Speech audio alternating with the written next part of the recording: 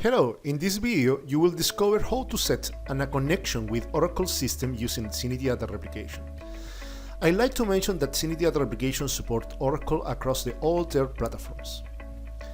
Once you download, install and activate the license, you will have access to our knowledge base.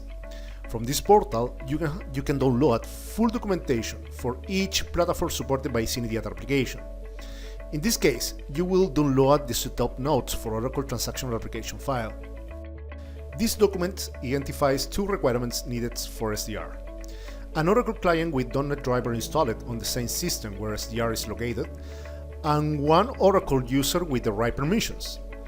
This document also details how permissions are configured, which depend on if you are using Oracle as a source or target system, or if you are using different replications mode available in Syniti Data Replication with Oracle. Whatever your configuration, the setup notes details all the requirement needs to correctly set up to the Oracle system to capture transactions through the log miner, and how to enable the real logs for the database. In this section, I will show you a step-by-step the process to correctly configure the Oracle client. You must install the Oracle client version according to the database version you will connect. For example, if you will connect with version 12, an Oracle database, you must install the version 12 for Oracle client. Keep in mind that the Oracle Instant Client version won't work with SDR.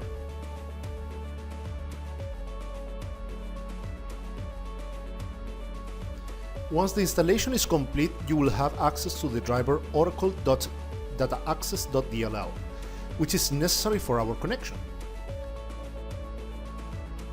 We will start with the Syniti Data Replication configuration, and in order to do that, we will right-click the connection and follow the wizard. In the option Assembly, you must select the Oracle.NET driver.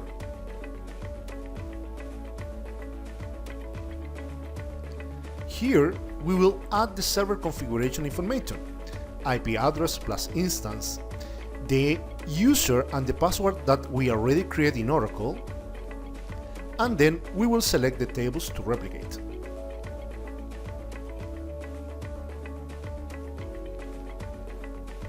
Then we will choose the type of transactional replication to use with Oracle.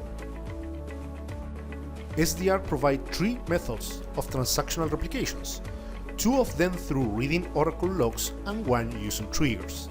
In this video, we will explore reading Oracle logs. Log Reader has a relatively simple setup. This option is designed for scenarios with few tables and high transactional. For every active replication with Oracle, Syniti Data Replication will open a query, which will access to the real log or archive log, depending the location. This method is not the best in scenarios where the source system is highly stressed.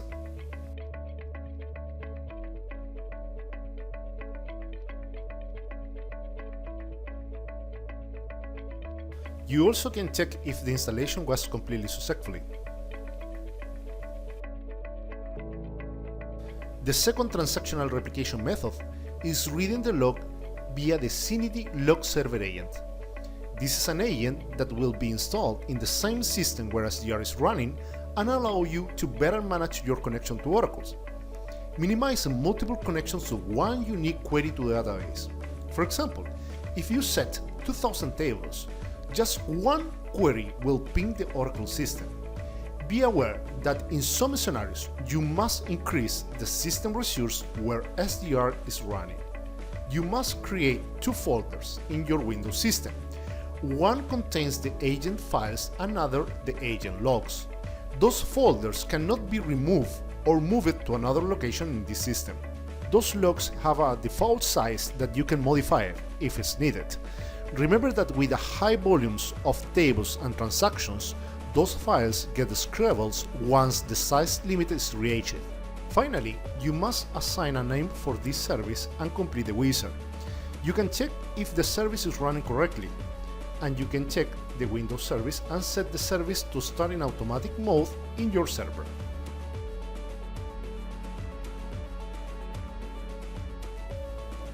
In any case, the log server agent must be restarted. To do this, stop the service from the management center, reset, and start it again. Once you complete this step, you should execute an initial refresh for all your replications.